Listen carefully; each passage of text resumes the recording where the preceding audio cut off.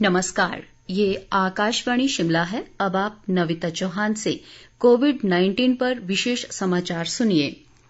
Bharat Covid टीकाकरण अभियान के अंतर्गत 100 करोड़ टीके लगाने का लक्ष्य हासिल करने के निकट है। इस महत्वपूर्ण कार्य में योगदान करने वाले चिकित्सकों, नर्सों और अन्य स्वास्थ्य कर्मियों का आकाशवाणी अभिनंदन करता है। इसके साथ ही हम आपको सतर्क भी करना चाहते हैं कि कोविड अभी समाप्त नहीं हुआ है। आप सभी से हमारी अपील है कि यथाशीघ्र दोनों टीके लगवाएं और अन्य लोगों को भी टीके लगवाने के लिए प्रेरित करें। त्योहारों के समय कृपया इन 3 आसान उपायों का पालन अवश्य करें। मास्क पहनें, 2 गज की दूरी बनाए रखें, हाथ और चेहरा साफ रखें।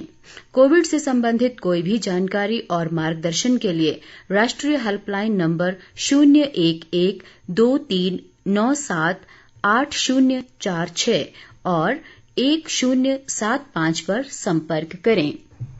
केंद्रीय वित्त मंत्री निर्मला सीतारमण ने अनेक देशों में कोविड टीकाकरण में असमानता पर चिंता व्यक्त की है। उन्होंने सभी के लिए कोविड टीका आसानी से उपलब्ध कराने का आग्रह किया है, क्योंकि दुनिया इस महामारी से तेजी से बाहर निकलने के प्रयास में है। वाशिंगटन में अंतर्राष्ट्रीय मुद्रा कोष की बैठक में वित्त मंत्री ने कहा कि भारत का ये मानना है कि इस महामारी से निपटने के लिए सभी को टीका लगाया जाना आवश्यक है। उन्होंने कहा कि कृषि, श्रम और वित्तीय क्षेत्र सहित व्यापक सुधारों से अर्थव्यवस्था को गति मिलने की उम्मीद है। वित्त मंत्री ने किफायती और सुलभ स्वास्थ्य प्रणाली के विकास का आह्वान किया। केंद्र सरकार ने चार्टर्ड विमानों से विदेशी पर्यटकों को देश में आने की अनुमति दे दी है। गृह मंत्रालय ने 15 अक्टूबर से चार्टर्ड विमानों से भारत आने वाले विदेशियों को नया पर्यटक वीजा देना शुरू कर दिया है। मंत्रालय ने एक बयान में कहा कि विदेशी पर्यटकों सहित लैंडिंग केंद्रों पर अन्य हितधारकों को स्वास्थ्य मंत्रालय से अधिसूचित कोविड मानकों का पालन करना होगा। गौरतलब है कि कोविड महामारी के कारण विदेशियों को जारी सभी वीजा पिछले वर्ष निलंबित कर दिए गए थे। केंद्र सरकार ने कोविड महामारी के फैलने पर रोक लगाने के लिए अंतर्राष्ट्रीय यात्रा पर कई तरह के अन्य प्रतिबंध भी लगाए थे। कोविड स्थिति पर विचार करने के बाद विदेशी नागरिकों को भारत में आने और रहने के लिए पर्यटक वीजा को छोड़कर किसी अन्य तरह के भारतीय वीजा देने की अनुमति दी गई थी।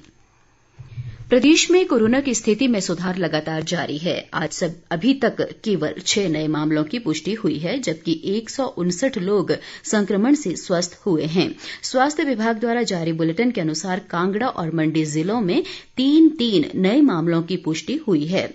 राज्य में अब तक 2,21,209 लोग कोरोना संक्रमित हो चुके हैं। हालांकि इनमें से 2,16,283 लोग स्वस्थ हुए हैं।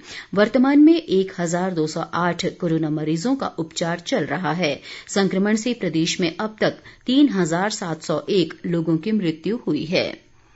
राष्ट्रव्यापी कोविड टीकाकरण अभियान के अंतर्गत देशभर में अब तक 97 करोड़ 23 लाख से अधिक कोविड रोधी टीके लगाए जा चुके हैं।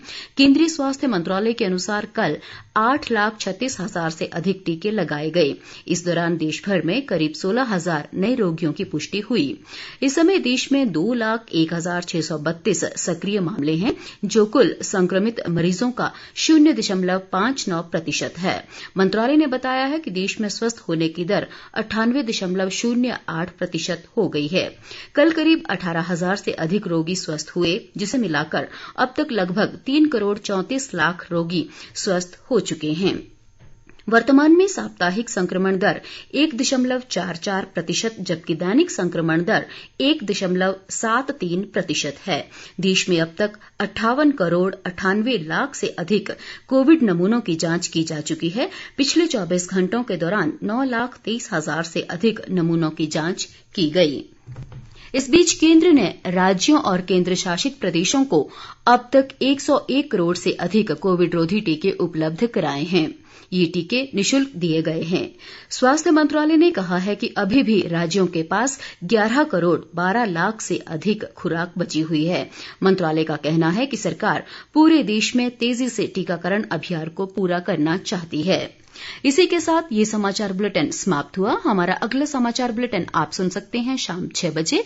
नमस्कार।